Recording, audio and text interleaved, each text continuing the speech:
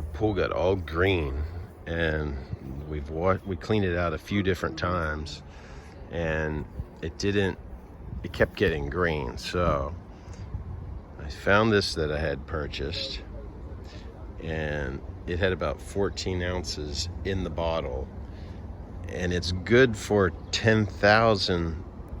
If you have a 10,000 gallon pool, you should put 32 ounces in. Well, this pool was around 5,400, so I put the whole 14 ounces in, and it really, like, it's totally cleared up.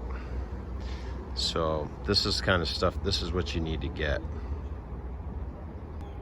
This was all green yesterday.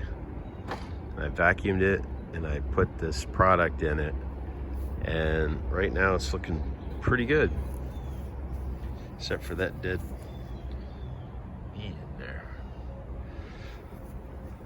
It's a little cloudy, but next thing we'll do is vacuum it again, and it'll be good to go.